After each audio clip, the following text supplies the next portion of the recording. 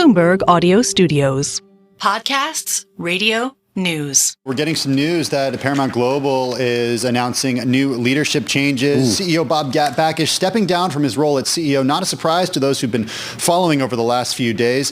Paramount Global just out with a press release saying that Global CEO Bob Bakish stepping down. Yeah, apparently he and Shari Redstone were not seeing eye to eye. There are a lot of offers made for different parts of Paramount that he at different points rejected. And as a result, they are not going with any one CEO as his replacement. They're establishing an office of CEO, which does that inspire confidence when the company is trying to sell I don't even know itself? what that means. Well, I mean, but look at who it is. I mean, no, it doesn't inspire confidence to answer your question. Though I will say this. I mean, when you look at who it is, you're basically talking about Greg Cheeks, who was running CBS. You're talking about Chris McCarthy, who was running the Showtime and MTV networks. And then they're bringing in Brian Robbins, who was, I guess, heading up Nickelodeon and some of the kids' programming here. So it's kind of a cross-section of all the major broadcast properties there. So maybe that provides some confidence that the people running this company now are probably more on the content side rather than, just on sort of the financial side. But what does it mean for the future of Paramount Global as a standalone public company? It means it's going to be sold, and it's sold soon.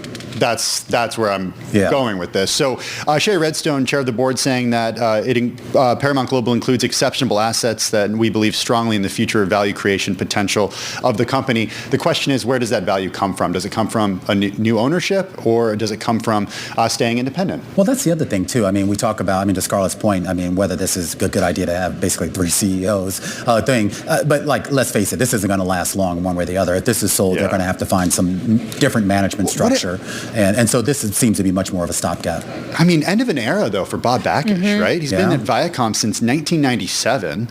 Yeah. He was CEO of Viacom back in 2016, CEO of the combined company back in 2019. Yeah, and one reason why he was able to rise and stay in his position was because he did get along with Shari Redstone once upon a time, a long time ago. That is no longer the case, and this is definitely a company, Romaine, as you were putting it, set up to be sold. The question is whether it will be Skydance that is the actual acquirer, and of course that's the Redstone family's preference, or Apollo and Sony, or maybe there might even be another dark horse candidate coming in here. I do find it interesting if you just look at the three that are taking over, and you guys pointed this out, but it's worth spending some time on it as we're also waiting for the numbers to come out.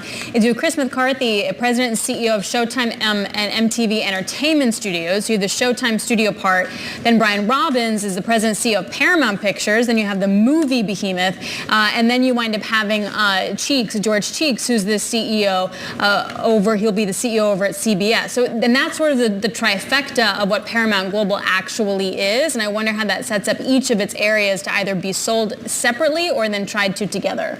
Yeah, and that's the big question, though, and a lot of questions about what the new structure would look like, whether this would be sort of a white knight coming in and buying the whole thing, or whether they're actually just looking for certain pieces of it. And I think, guys, if you're keeping an eye on the wire right now, I think we're actually finally getting the numbers for the most recent quarter, and they're pretty much what you would expect it. A miss on several of the key metrics. I'll just give you the top and bottom line here. 1Q revenue coming in at $7.7 billion. The street was looking for about 7.74. And as far as the loss per share, or at least on a continuing basis, looking at about 88 cents here. Not sure of the comparison, but when you look at the 1Q adjusted EPS for continuing ops, they did beat there, 62 cents at 36 cents. So I'm not sure these numbers actually matter. Shares bouncing around a little bit, but still higher in the after hours by a little over 2%. First quarter direct-to-consumer revenue coming in right at estimates of $1.88 billion. First quarter TV revenue at $5.23 billion, missing estimates of $5.33. But Scarlett, like Romaine said, the big question is, do these numbers even matter? Do the numbers really matter? Well, if you're a potential bidder, they do, because the filmed entertainment revenue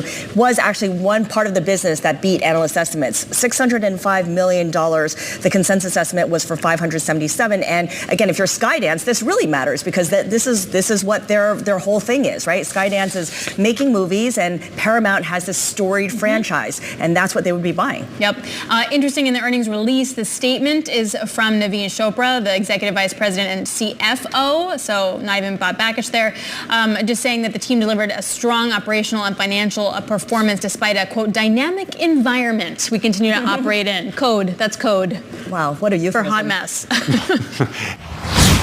As I mentioned, we're talking about Paramount up 2% in after hours. This after Paramount Global replaced Chief Executive Officer Bob Bakish appointing a management committee as the board negotiates a possible change in control of the company. 3 of Paramount's most senior executives will run the company, according to a statement released on Monday.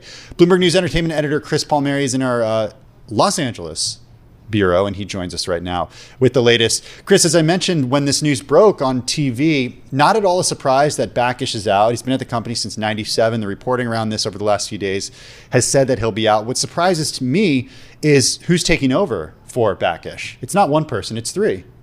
Yes, I can't really think of a company that's had 3 CEOs simultaneously. You're CEO. No, you're CEO. No, you're CEO. Sometimes they've had 2, and that works and doesn't work. But 3, I haven't heard of before. It's an unusual situation because they are negotiating this deal with David Ellison that would represent a change of control. If that happens, he would become the CEO. So that's clearly part of what's going on here. And what happens if that doesn't go through, if they continue with this, something probably Paramount's going to get asked a lot. So the stock was higher after, but the company also reported earnings. Do you get a sense of how much the shareholders of the company are kind of embracing this news of now 3 CEOs? I think this sort of stock bump started with we and others reported over the weekend that there was sweetened terms for the Skydance offer. They're going to invest $3 billion in Paramount, which could be used for debt reduction and do so at a premium to what the current stock is trading at. So I think the market sort of to some degree is responding to that. But the numbers earnings wise were good. I don't think that was Bob Bakish's problem. Revenue was up. They had the Super Bowl in the quarter, so that was a boost. But other numbers were good as well. So what was Bakish's problem? Like why not have Bakish go all the way until an acquisition? Very good question. It appears that he was opposed to this deal happening and was sort of vocal in the last earnings call, saying that he thought whatever deal Paramount worked out should benefit all shareholders. Right now, the Skydance offer would certainly buy out the Redstone's family's controlling share of the company, but would possibly dilute the other shareholders through this merger with Skydance. So his opposition probably is one of the factors involved here. He's also made some missteps that ultimately the board lost confidence in him. So if this deal with Skydance actually goes through, and again, it's a little complicated here because of the different share classes and who has control, would the Redstone family have any ownership of the new company? They're going to keep some residual shareholder in the company, but won't be the controlling shareholders anymore. So they have this voting stock, Class A shares. They own 77% of those. Those would be bought by David Ellison and his group. Can you give us a few details about the deal with Skydance Media, led by David Ellison? What would that actually look like for the consumers of Paramount? Yeah, it's very complicated. So it's a 3-part deal, really. So they would buy National Amusements, which is the holding company the Redstones own. They're controlling shares of Paramount in, and also some movie theaters.